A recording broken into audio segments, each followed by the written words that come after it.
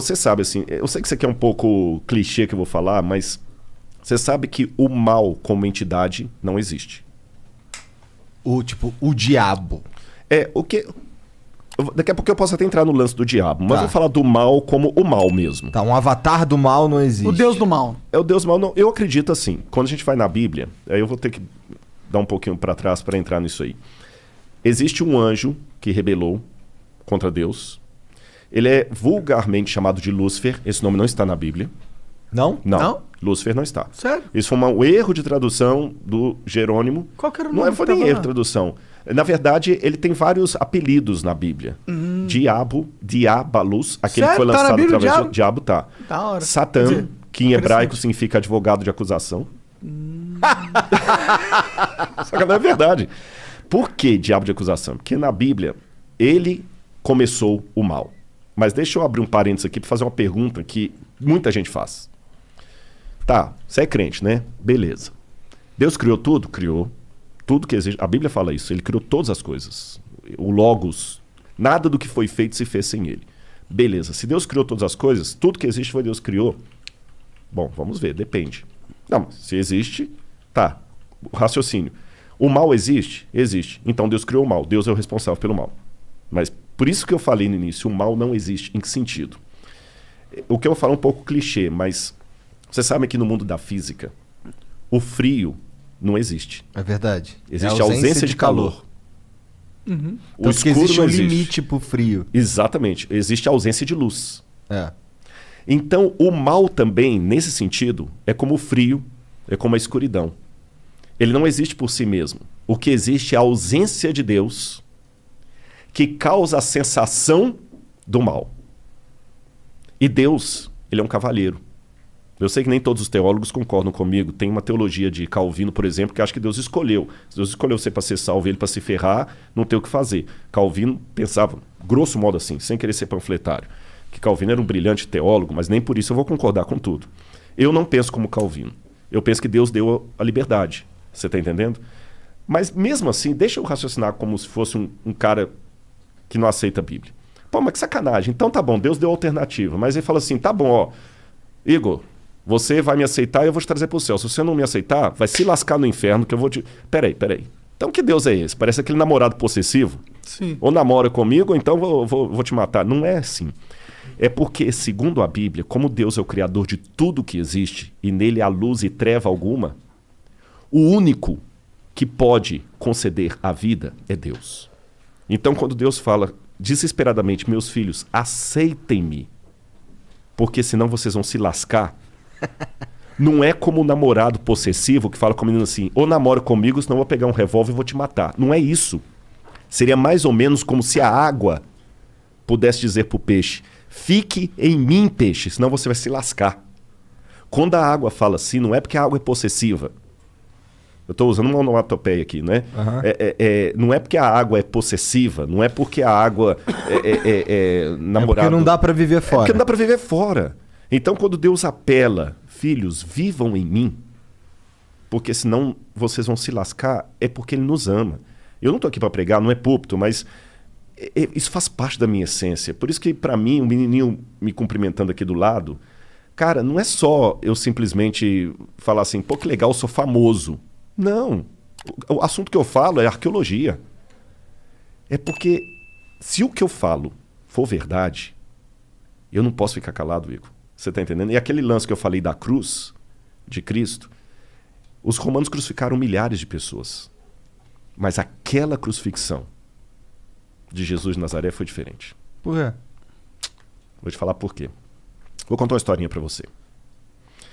Um rei, vou responder igual Jesus. Jesus contava uma história, quando o pessoal perguntava. Um rei uma vez deu uma regra no reino dele. Ninguém pode roubar. Se alguém roubar, eu vou mandar arrancar os 2 olhos. Cara, funcionou, ninguém roubava. Você podia dormir com a porta aberta, o cara das trancas nem vendia tranca. Delegacia só quando era uma briga, assim.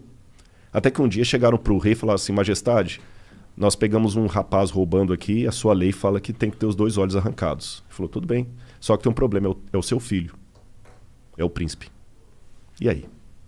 Vocês têm filhos? Tenho. Eu não tenho. O que você faria, monarca? Você é o rei. Se eu sou o rei, eu mando arrancar os olhos. E você, Igor?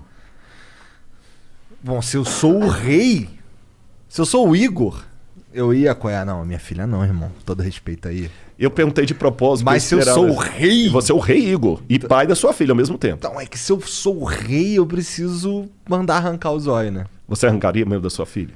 Pensa nela agora. Cara, olha, se a gente quiser entrar nessa, eu forjaria a morte, eu executaria de mentira, exilaria a minha filha pra algum lugar, porque aí eu consigo manter o rei que pune quando alguém rouba e consigo salvar a vida da minha filha, só que eu não consigo manter ela perto de mim. Uhum. E teria uma coisa também. Você nunca ia poder olhar nos olhos da sua filha e falar, você tem um pai honesto. Verdade? Ah, mas por isso eu falaria. É porque o negócio do rei, de você não... É porque é um mau exemplo. Porque aí você abre a permissão, entendeu? E aí você vai ter uma... Se eu sou o rei, manda lá pro STF, lá no Brasil. Lá. Nem entra nisso porque eu não quero que o Flow tenha problemas. Nem eu. Bom, mas eu também não seria um rei que ia colocar roubo com perda de olho, né? Ah, funcionou. Ninguém roubava. Ah, mas funcionou porque é uma pena muito punitiva. Mas poderia ser uma pena não tanto punitiva que também funcionaria, talvez, né? Posso dar a solução bíblica para responder a pergunta dele? Por quê? Esse rei falou o seguinte: palavra de rei não volta atrás. E ele tinha um dilema, porque se ele mandasse arrancar os olhos do filho, o pessoal falou assim, pô, esse cara não tem misericórdia nem do filho, quanto mais da gente. É uma mensagem bem forte. Bem forte. Se ele poupasse o filho, o pessoal também fala assim, pô, se fosse o filho da faxineira, sabe o que ele fez? Ele falou o seguinte, como rei eu não posso voltar a palavra atrás. Mas como pai que ama, eu não tenho filho, tá, Monark? O Igor vai entender, o Igor tem mais autoridade para falar isso, que ele tem uma filha, eu não tenho. Tem duas. Tem duas. Como pai, eu também não posso negar a salvação para o meu filho que errou, mas está arrependido. São 2 olhos que a lei quer, são 2 olhos que a lei terá. Podem arrancar os meus olhos e deixa o meu filho. Quando o mal surgiu no universo, o mal existia... Tem um lance em filosofia que eu não quero... Vou tentar mastigar para ficar mais fácil. Vocês ouviram o Pondé aqui, com muito mais propriedade do que eu, que chama-se metafísica.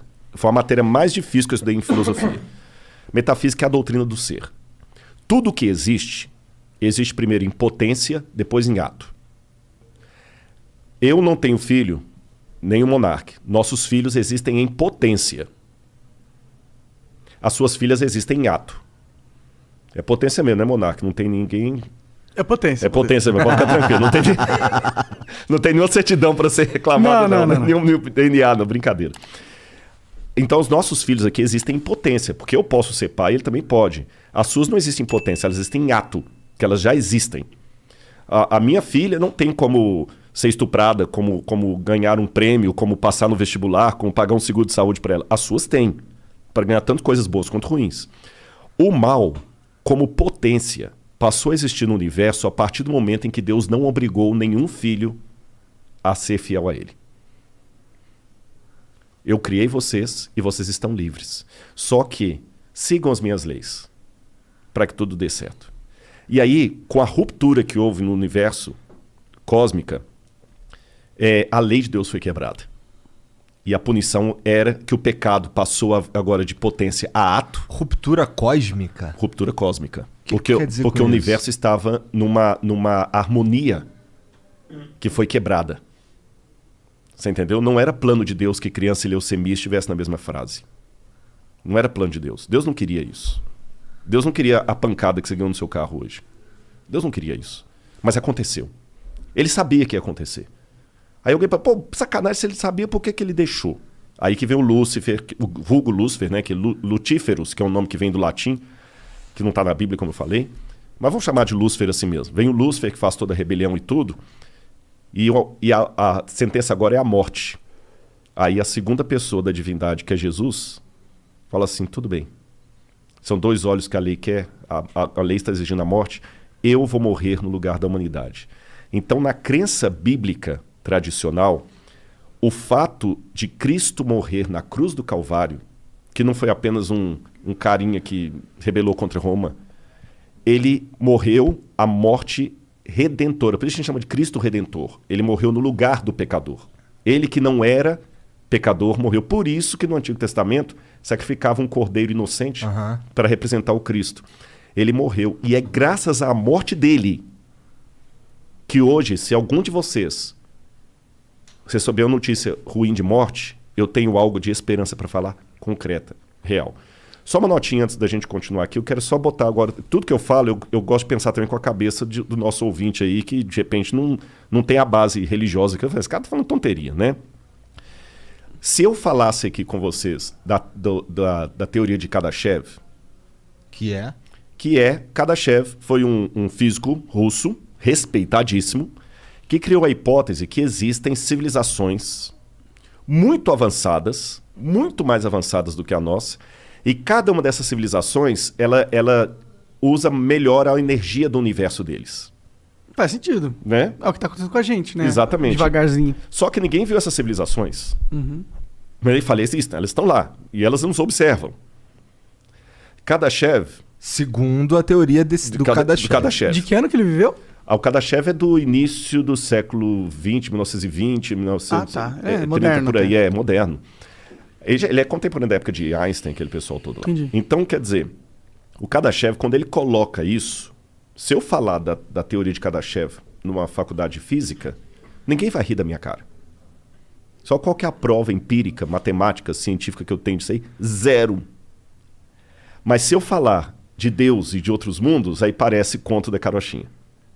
Por isso que eu fico muito... Pô, de fato, na boa, eu fiquei muito legal de vocês terem me chamado aqui, porque vocês não têm preconceito. Você entendeu? Não tem, mas não, dependendo do lugar que eu for, se eu falar da teoria de Kardashev, que é muito, muito louca, você entendeu? Ah, o pessoal, que legal, pá. Mas se eu falar de anjo, de céu, de plano superior, de potestades, aí, né, esse cara é biruta. Então, na verdade, o Kardashev está falando a mesma coisa da Bíblia, só que numa linguagem acadêmica que todo mundo aceita. E para mim, como acadêmico, antes de ser pastor ou crente, eu falo para você, faz um sentido medonho o plano da salvação em Cristo Jesus, sabe? Faz um sentido medonho. E ele mudou minha vida, cara.